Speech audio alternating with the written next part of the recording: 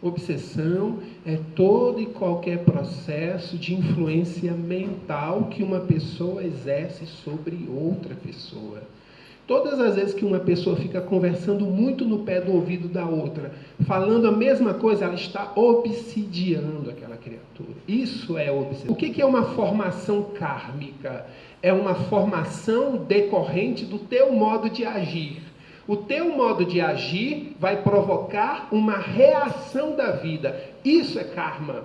Isso é karma, é básico. Eu estou agindo, vai ter uma reação. Como vai ser essa reação? Agradável? Desagradável? Então eu começo a ter um padrão de ação. Um padrão de ação. É isso, o meu modus operandi é sempre o mesmo. Eu faço sempre as coisas do mesmo jeito. Como é que eu quero ter resultado diferente?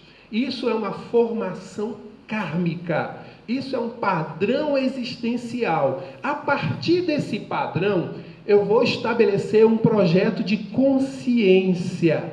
A minha consciência, os meus valores vão girar em torno disso, daquilo que eu ajo, daquilo que eu acredito. A partir daí, todos os meus elementos, a minha mente, as minhas emoções, o meu físico, vão pulsar em volta daquilo. Eu vou atrair e ser atraído por aquilo. Eu vou ver 10 coisas diferentes, mas eu só vou enxergar aquilo que eu estabeleci como um padrão, consciente ou inconscientemente, geralmente inconscientemente.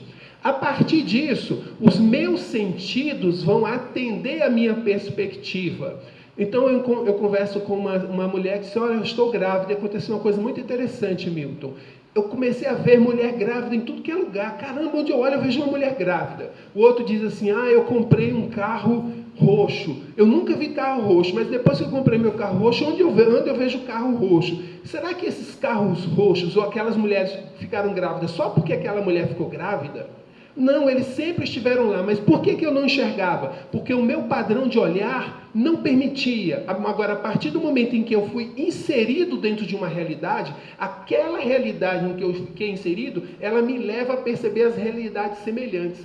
Dá para entender isso? Aqui está começando todos os processos de patologia, todos os processos de doença, todos os processos de desencontro, tudo em função desse movimento, dessa escolha que eu tenho para a minha prática.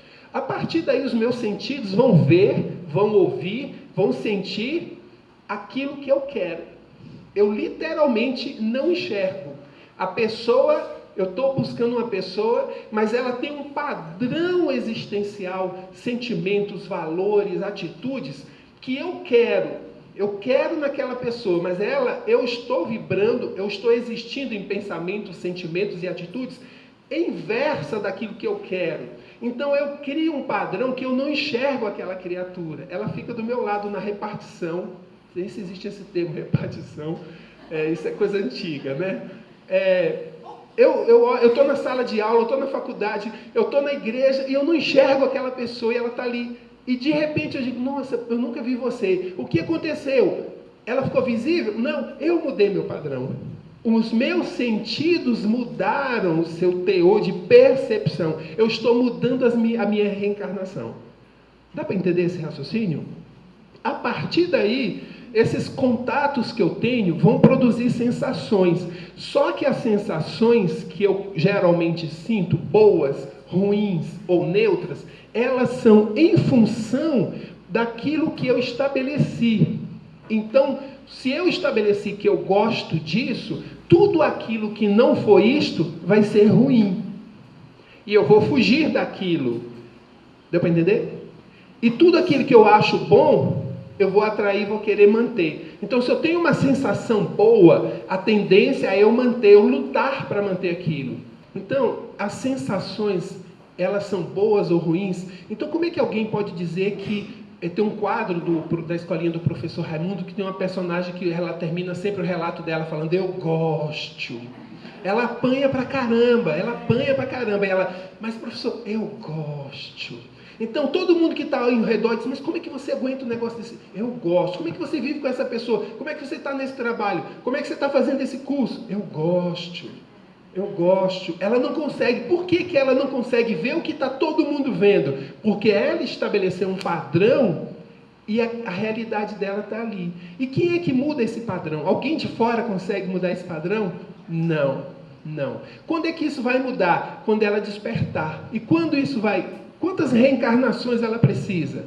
Quantos relacionamentos complicados ela precisa? Quantos trabalhos ruins ela precisa? Isso tudo é reencarnação. Quantos ela precisa? Eu tenho que reencarnar 10 vezes, 20 vezes, 50 vezes? Quantas forem necessárias?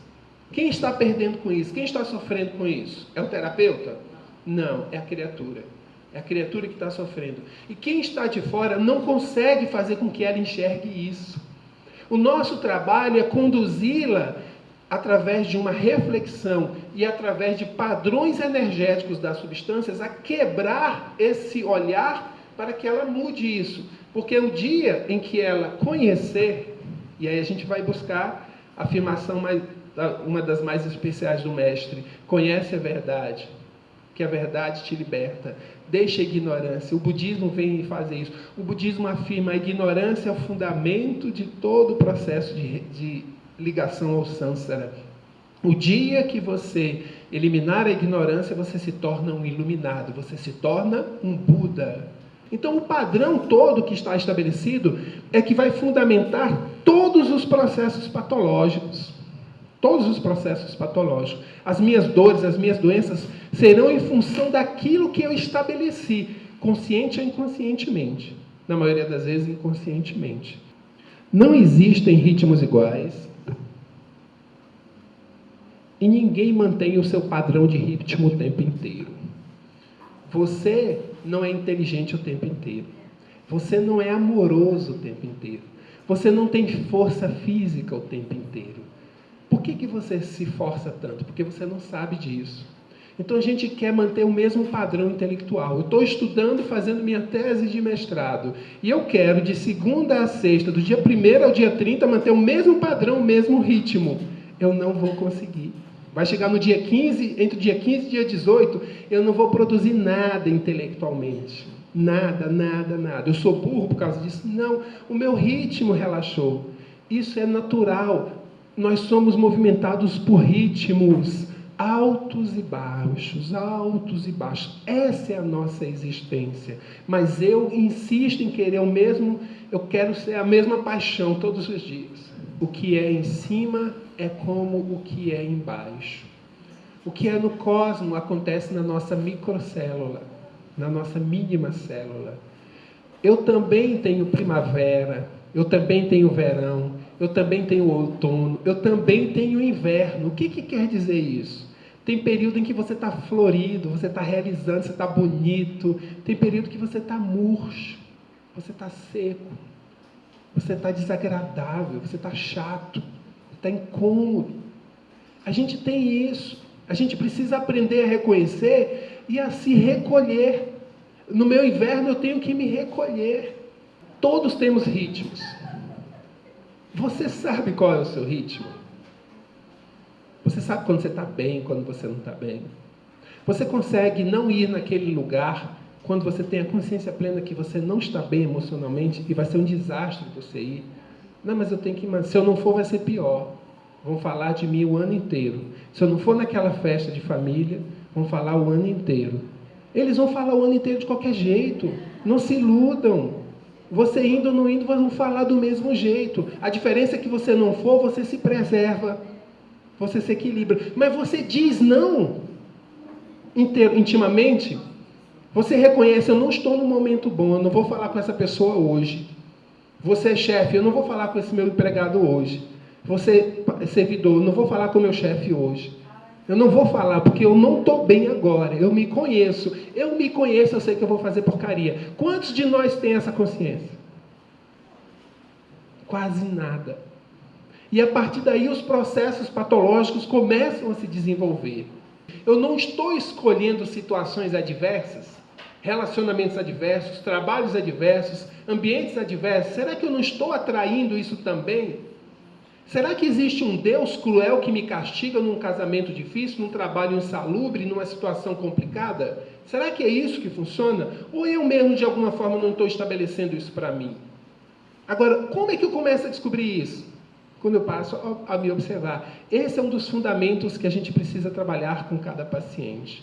que ele está fazendo com o seu tempo? Como ele entende o seu tempo? Quais são as prioridades? O que você estabelece como necessidade? Eu preciso disso. Por que você precisa disso? Eu tenho que trocar de carro, eu tenho que trocar de celular, eu tenho que trocar de marido, eu tenho que trocar de aparência. Por quê? Por que isso tudo acontece? E nesse ritmo louco, eu vou me desestruturando. Eu não paro. Por quê? Eu tenho que trabalhar. Por que você tem que trabalhar? Não, porque eu tenho que realizar isso lá no escritório. Ah, porque eu preciso, é importante o meu trabalho. Sério? Sério? Será que é mesmo? Fica um mês fora de férias para ver se o escritório para, porque você não estava lá.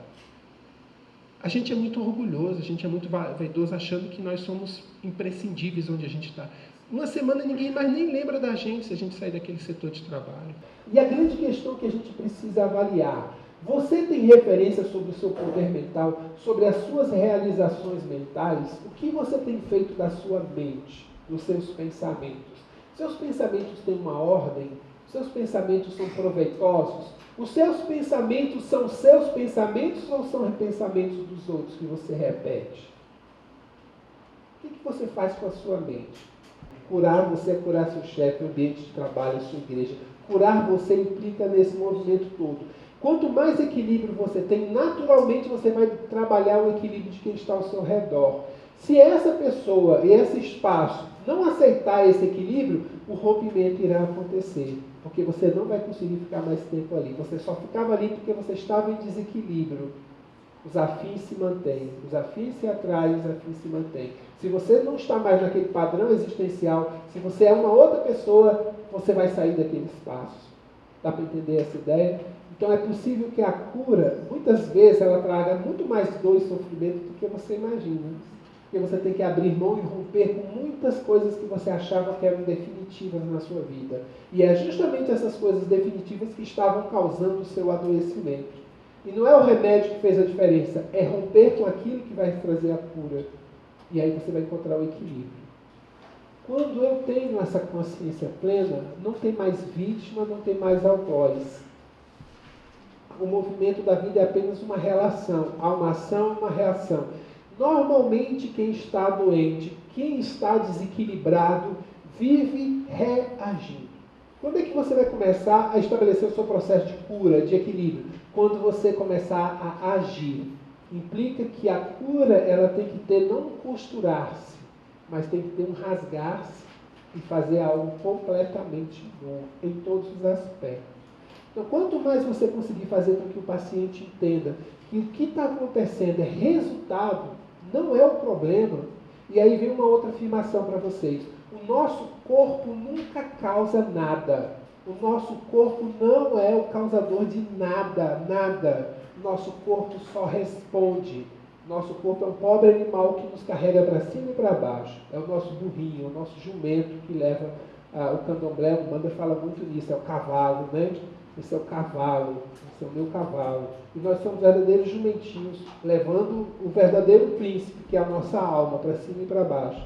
Então, se a gente busca a resposta no corpo e a cura apenas no corpo, a gente está jogando o nosso tempo fora. A cura não está no corpo. O corpo só está respondendo. É difícil a gente buscar isso. Mas muitas vezes a cura é o adoecimento. É justamente adoecer que vai fazer você voltar ao seu ponto de equilíbrio. Chegou num ponto em que você estava tão alienado que você não percebia o quanto você estava doente e perturbado. E é muito importante que a gente possa ter em mente, nós vamos colaborar para o movimento da cura. Nós não vamos curar ninguém. E se você tem conhecimento de profissionais, de outras técnicas que possam somar-se, acrescente. Não construa a ideia de que a homeopatia resolve tudo. De que com o que você está oferecendo, você vai transformar. Não, você vai acrescentar e vai colaborar. Mas curar-se, trabalhar na melhora da pessoa para quê? Afinal de contas, para que você quer ficar bem com a sua saúde? Para que você quer estar sem sofrimento? Para que você quer trabalhar o seu autoconhecimento? Para que você quer melhorar? Você já se perguntou isso? E você já se respondeu isso? Então, quando você consegue trabalhar com o seu paciente para que, além de ele elimine a sua dor, que ele aprenda, mas que ele também entenda o seu papel num coletivo e que ele passe, a partir daí, a compartilhar, a levar para todas as pessoas possíveis a melhora que ele teve. Então, é um movimento de expansão. Quando você joga uma pedra na água e ela cria aquela onda que se espalha, quando você consegue atingir uma pessoa e ela melhora e ela se equilibra, naturalmente ela vai fazendo com que isso se espalhe ao redor dela. Então, esse é um dos motivos mais especiais. Talvez o principal, ajudar a pessoa a realizar os altos fins da sua existência. A cura tem a ver com autoconhecimento, a verdadeira cura. Agora, quem de nós está procurando autoconhecimento? Quem de nós aqui, conscientemente, tem essa percepção de que eu sempre me busquei saber, eu sempre procurei me resolver, eu sempre procurei ter equilíbrio comigo mesmo? Ótimo. Algumas pessoas levantaram os braços. Ótimo. Mas a maioria de nós não faz isso. A maioria de nós precisa passar por sérios processos dolorosos para encontrar. E eu tenho dado exemplos, por exemplo, da acupuntura, que eu acho fantástico. Então, quando você vai a um acupunturista e você relata para o acupunturista seus problemas, e ele faz uma análise da situação, ele bota você para deitar numa maca, faz uma avaliação energética, identifica todos os pontos, elimina as queixas que você está sentindo, tira as agulhas e você vai embora, eu posso afirmar que esse processo terapêutico não serviu praticamente para nada, absolutamente nada. Agora, quando esse acupunturista, além de identificar os pontos, trabalhar no ponto certo com a agulha, consegue levar você a refletir sobre a sua existência, a entender por que aqueles pontos estão doloridos, aí o processo valeu a pena. Porque não é só, então se você chegar num homeopata e fazer um relato para ele te fazer um monte de perguntas, e de repente ele te dá um remédio, você vai lá, pega a receita e vai tomar um remédio e fica só nisso, não há mudança, não há transformação, aquela homeopatia que trata, aquele processo não serviu para praticamente nada. Pode até amenizar por algum tempo a sua situação, mas todo o processo curativo, todo o processo, ele precisa passar pela transformação pessoal. Quando você sai de uma consulta, seja ela qual for, e você sai exatamente como você entrou, apenas com menos dor, você não fez mudanças. A mudança verdadeira, a cura verdadeira existe transformação. Você acha que adianta eu ficar tomando gotinhas para cada problema que aparece? Só tomar a gotinha? Só ir a um lugar, ler um livro, alguém me falar, ou eu, um profissional, relatar um problema, ele fazer um monte de perguntas, eu responder as perguntas, e ele me dá a gotinha. Isso vai resolver as questões? O que vai resolver? Quem de vocês aqui já pediu algum medicamento em farmácia homeopática? Eu quero pedir um medicamento. Vai repetir? Repetição? Eles perguntam isso. Uma das coisas que tem que ter no seu receituário homeopático, vocês vão receber o meu modelo, vocês vão ter autonomia para construir o seu modelo de formulário homeopático, de receituário não, de recomendação terapêutica. E lá embaixo você precisa escrever, não repetir, não repetir. O processo terapêutico ele precisa ser renovador de postura, ele precisa ser renovador da autopercepção. Você tem que enxergar com mais nitidez o que está acontecendo com você. Muito mais importante do que eliminar um sintoma, uma queixa, é você trabalhar com isso. Nós estamos aqui construindo um olhar energético, vitalista. A homeopatia é vitalista. Se vocês perguntarem, você tem algum segmento, você segue alguma corrente? Sim, a corrente vitalista da saúde. Nós trabalhamos com a energia vital. E a partir da energia vital, que está atuando nesses níveis mais sutis, ela vai se refletir no campo físico. Nós somos vitalistas. Tanto a saúde como a doença, ela está localizada a sua manifestação primordial no campo vital. Quem constrói o processo patológico é a mente através da inconsciência, mas a energia vital é o primeiro ponto que se desestabiliza. E quando eu fortaleço, equilibro essa energia vital, por efeito dominó, ela vai atingindo os outros campos, até chegar no campo físico. Está clara essa ideia? Então a moléstia, ela atinge a força vital. Por mais que a pessoa apresente vários problemas, várias dificuldades, nós vamos afirmar que existe apenas uma moléstia com várias e várias manifestações.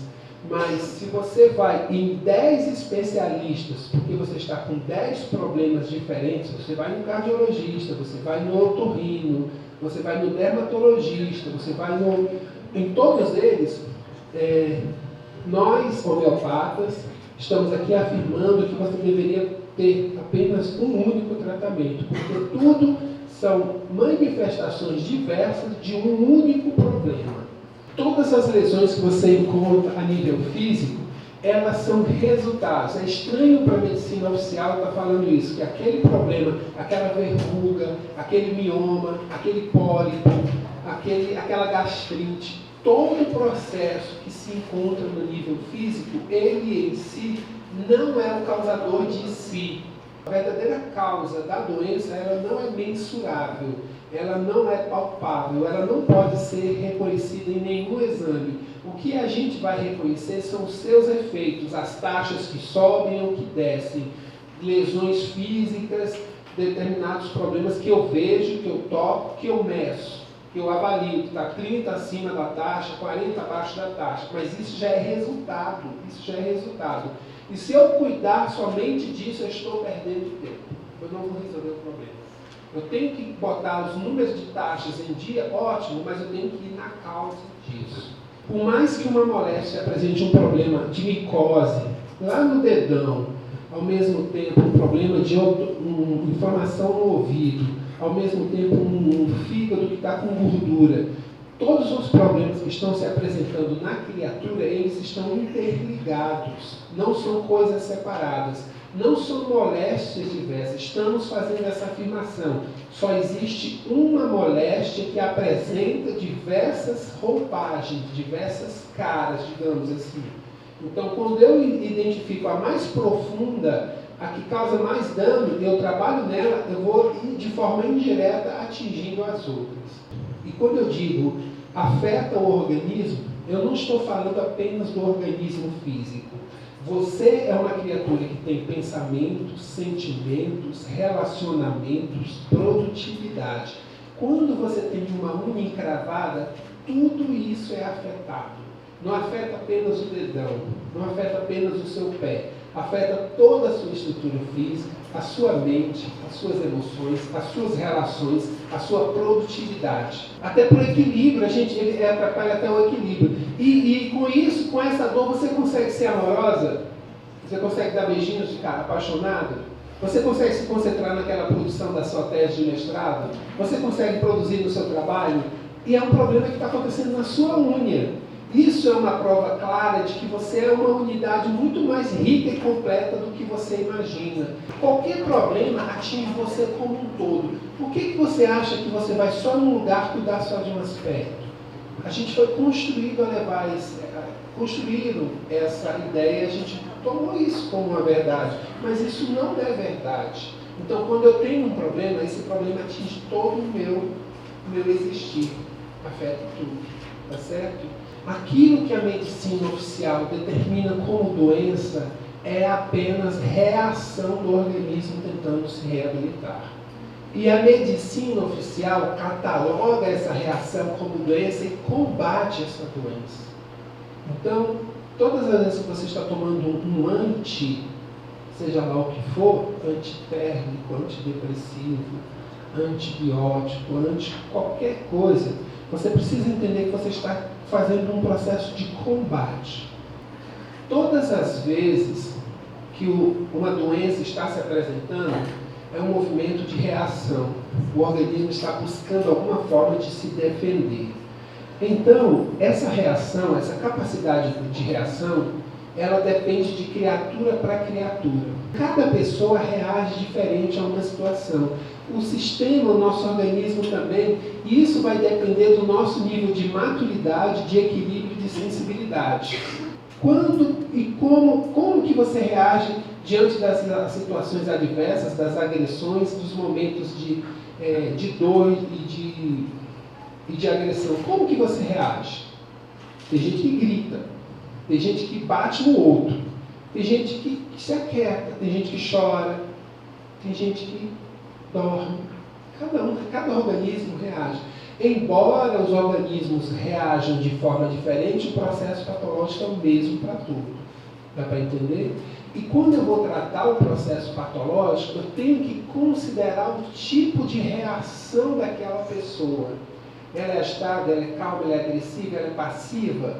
Como que ela lida? Porque eu tenho que considerar isso para escolher o medicamento. Então, quando eu digo que tem 10 medicamentos para dor de cabeça, por que eu escolho aquele? Se todos os outros 9 também são ideais para dor de cabeça, eu vou considerar como que ela está reagindo diante do problema. Dá para entender essa ideia? Você gritou, você foi agressivo, você chorou. Tem gente que está sofrendo, fica quietinho, você nem percebe que ele está sofrendo. Fica quietinho. Tem outros que já faz um escândalo, já faz uma coisa. Tem outros que desmaiam, tem outros que... Cada um. E essa reação é muito mais importante para eu escolher o medicamento do que a queixa que ele está fazendo. Curar é libertar-se. E é dentro do que a gente está falando aqui. Será que essa pessoa quer se libertar? Será que esse movimento de dor que foi causado por algo, e se eu me libertar desse problema, eu não vou acabar com determinada situação? Tem gente que controla o outro com o seu sofrimento, com a sua dor. Tem gente que faz isso. O que é que você está sentindo? O que é que está acontecendo? O que é que está te incomodando? E a pessoa vai citar. É isso, é isso, é isso. O que é? Fale de tudo que está incomodando. Eu tenho psoríase, eu tenho isso. Ela vai citar, ela vai falando. Esse é o primeiro. Não fique tentando adivinhar. Aposto que por conta disso você está sentindo isso. Você está sentindo aquilo. Não, pergunta diretamente o que é que você está sentindo. Como é isso que você está sentindo? Eu estou com dor de cabeça. Eu sinto uma dor de cabeça. Por favor, como é essa dor de cabeça? Essa dor de cabeça, ela martela, ela fura, ela pulsa, ela estica, ela bate, ela torce. Como faz essa dor de cabeça? Essa dor de cabeça, deixa eu ver, ela pulsa. Dor de cabeça pulsante. Você consegue identificar se ao sentir essa dor, ao sentir esse incômodo, vem algum pensamento, vem alguma intuição, vem alguma coisa. O que vem na sua cabeça quando você está sentindo dor de cabeça? Tem raiva, vem dor, vem medo, vem tristeza, vem culpa. O que vem junto com essa dor de cabeça, com esse sentimento de dor de cabeça? O que você consegue me falar a respeito disso? Você consegue me dizer exatamente qual é o ponto que ela começa? Porque nós temos medicamentos que são muito bons para o lado esquerdo, medicamentos que são muito bons para o lado direito. Eu estou falando do lado esquerdo, estou falando o contrário aqui. Estou testando você, ninguém reparou, né? Para o lado esquerdo, para o lado direito. Então, eu tenho medicamentos que a dor vai de um lado para o outro. Eu tenho medicamentos que a dor predomina na parte inferior do corpo, na parte superior do corpo. Eu tenho medicamentos que variam, uma hora está num lugar. Onde que inicia esse problema que você está sentindo? Quantifica para mim, por favor. Vamos colocar de 0 a 10. Quanto te incomoda hoje? Hoje, 7. Ótimo. Te incomoda 7. Quando você sentiu a primeira vez, você consegue quantificar para mim? 3. Então está aumentando. Na consulta do mês que vem, quanto você quantifica hoje? 8, opa, está aumentando. E você vai fazendo esse gráfico para acompanhar. Quando acontece isso, essa dor de cabeça, ela surge o tempo inteiro? Ela tem um horário específico, de manhã, de tarde, de noite? Tem um horário, quando que ela se manifesta? Você já percebeu se essa dor de cabeça que você sente tem a ver com alguma coisa que você come? Já percebeu se comeu alguma coisa, dor de cabeça se manifesta? Ah, não, nunca percebi isso. Você já percebeu, se você tem essa dor de cabeça após uma discussão com alguém, após se concentrar muito em alguma tarefa, em um exercício, em alguma leitura, existe alguma relação dessa dor de cabeça com alguma coisa? E aí, depois, a partir do momento que você sente essa dor de cabeça, o que acontece? Você se recolhe, você fica mais agitada, você fica sonolento, você fica cansado, você dá vontade de correr. O que acontece depois que você tem essa dor de cabeça? Então, a partir do que ela vai trazer, você vai explorar mais aquela questão. E para cada resposta que ela dá, que ela oferecer, você repete esses princípios para cada resposta. Esse é o método Maílson. Deu para entender porque a consulta era demorada? Até chegar um ponto em que a própria pessoa ela vai começar a avaliar o que ela está falando. A evolução, como a gente conhece, ou como a gente deseja, a evolução não é uma linha reta, tranquila, serena. A evolução é um processo que acontece mais ou menos como uma escada. É assim que a evolução vai se dar. Você passa um período de tempo num nível, aí passa outro tempo, vai para outro nível, outro tempo vai para outro nível, outro nível, outro nível. Agora observe alguns detalhes. Primeiro, cada vez mais os níveis estão se ampliando, diminuindo. Isso quer dizer que o grau de tensão, o grau de crise, o grau de neurose que vai acontecendo à medida que você evolui, diminui. Dá para entender essa ideia? Dói, mas essa dor vai cada vez mais sendo eliminada, até o ponto que você entrega a sua vida com muita naturalidade aos leões, à fogueira. Não há mais medo da dor, da fogueira, não há mais... Há uma consciência que superou tudo. Agora, até que esse ponto chega, a gente se desespera com qualquer coisa, principalmente homem. Homem, quando está com dor, é um desastre. É uma neurose pura. O que são essas crises? O que são as dores? O que são os problemas? Eles representam a ponte que liga a cada um de nós de uma fase para outra fase. Se não existissem as crises, não haveria como a gente passar para a fase seguinte. E cada vez mais essa crise vai se tornar menor. As crises são necessárias. Quanto maior for a distância,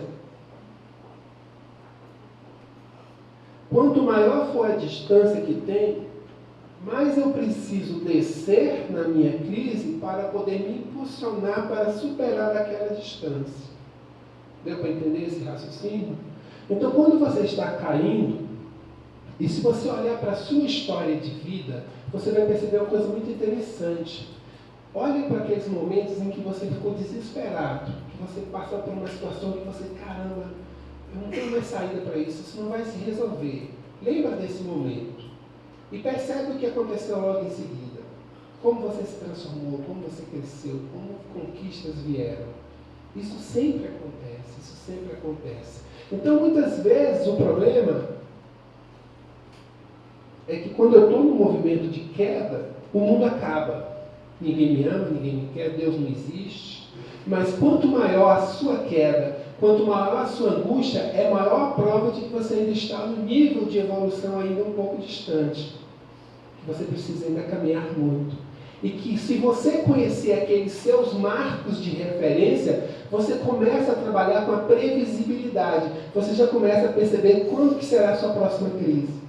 E você já se prepara para isso. Agora, claro, se você se torna também uma pessoa ansiosa demais, aqui você começa a ficar assustado com a possibilidade da chegada de um processo de crise.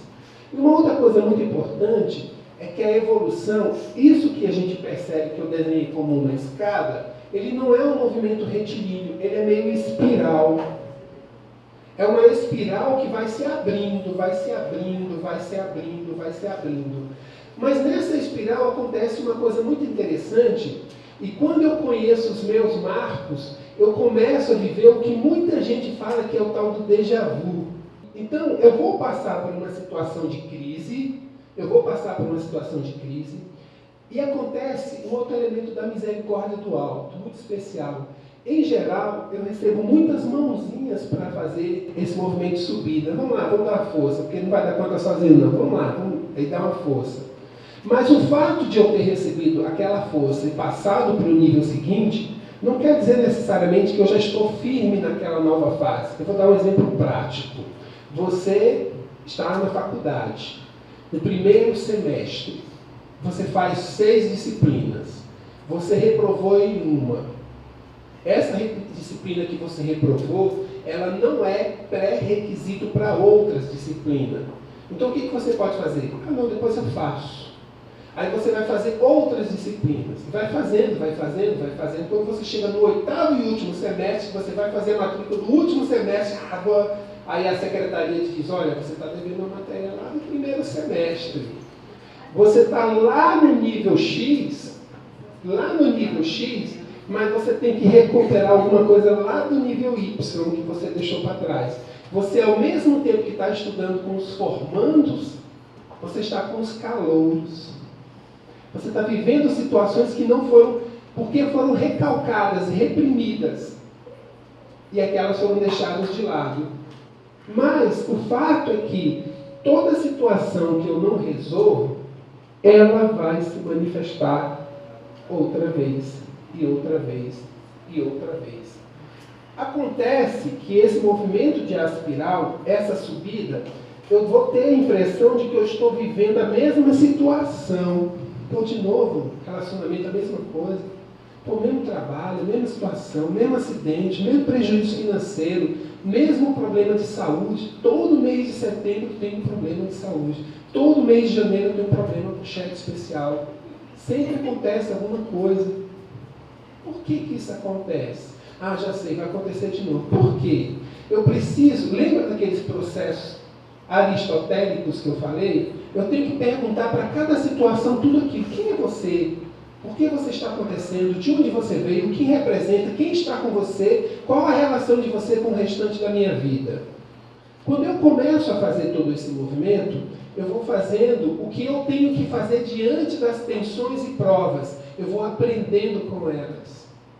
Não adianta tentar passar por cima das crises simplesmente. Eu tenho que compreendê-la. Porque só compreendendo é que eu as supero. Eu não as destruo, eu as supero. E automaticamente, quando elas não são resolvidas, elas se apresentam de novo. E de novo, e de novo, e de novo. Até que eu possa resolver. As doenças precisam ser consideradas como processos patológicos. Por mais que sejam questões básicas, a pessoa, estou resfriado. Está resfriado? O que aconteceu de diferente? Eu fui lá assistir uma aula lá no sábado e a sala tinha um ar-condicionado, estava muito gelado. Então é básico, toma esse medicamento aqui, vai ajudar. Pronto, não tem questões. De repente é uma questão básica, de alguma questão simples que ela tem que resolver. Mas se não for, você tem que entender como um processo. E o processo não se resolve assim. Eu preciso de um tempo, eu preciso de um caminhar para resolver aquele processo. Então, a origem desses processos, sempre elas são imateriais. Por favor, registrem essa informação. Todos os nossos processos materiais não começam na matéria. A matéria sempre reflete. A matéria sempre repete ou demonstra. A matéria não tem competência para criar nossos problemas. Os nossos problemas surgem em outras instâncias, tá certo? Há um desequilíbrio, e esse processo patológico, ele pode acontecer no meu corpo, na minha mente, nas minhas emoções, nos meus relacionamentos, no meu produzir. Eu posso ter doença no bolso, eu não saio do cheque vermelho, eu não saio do cartão, eu estou enrolado no SPC, no Serasa, eu não consigo resolver minha vida financeira. Esse é um adoecimento, isso é um processo patológico. Por que está atingindo o seu bolso? Porque é o único lugar que você dá atenção. Se você é músico, a possibilidade de você ter problemas na voz é total. Se você é atleta, a possibilidade de você ter problema muscular é total. O problema vem onde é mais útil, necessário, visto, perseguido e buscado por você. É ali que vem os problemas, para chamar a sua atenção. Porque se não fosse assim, você não daria a menor bola. Nem liga. Por que um cantor de ópera lírica vai se preocupar com uma tendinite, com um problema que ele não pode, no joelho ele não pode mais jogar futebol? Que diferença vai fazer para essa criatura? Nada, não vai incomodar em nada. Mas para um jogador de futebol aquilo é tudo. Agora, se vai afetar as cordas vocais desse cantor de ópera, para ver o que acontece. Suas cordas vocais estão ameaçadas e ele vai se desesperar. Onde estiver o seu tesouro, ali vai estar seu coração. E para fazer a mudança da sua vida, o seu coração tem que ser tocado. E um coração só é tocado por outro coração. E eu sempre repito, só uma alma toca outra alma, assim como só um espinho tira outro espinho. Então a vida vem espinhar você aonde você precisa ser e onde é necessário e onde você tem atenção voltada. É só por isso, tá certo? Então, gente, muito obrigado pela atenção do dia.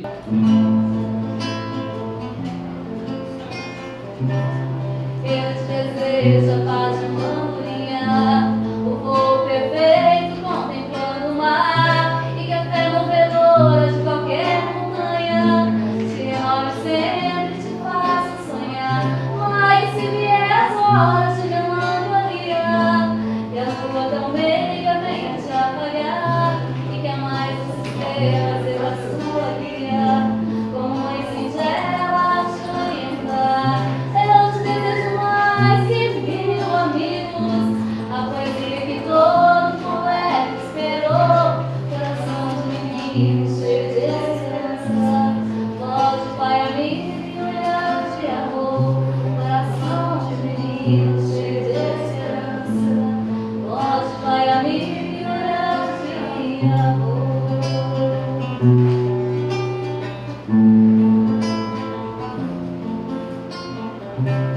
Eu te desejo a paz de manhã, o voo perfeito contemplando o mar, e que a fé movedora de qualquer montanha te renove sempre, te faça sonhar. Mas se vier as horas de melancolia, que a lua tão meiga venha te apagar, e que a mais estrela seja a sua guia, como mãe singela te orientar. Eu te desejo mais que 1000 amigos, a poesia que todo poeta esperou, coração de menino cheio de esperança, voz de pai amigo e olhar de amor, coração de menino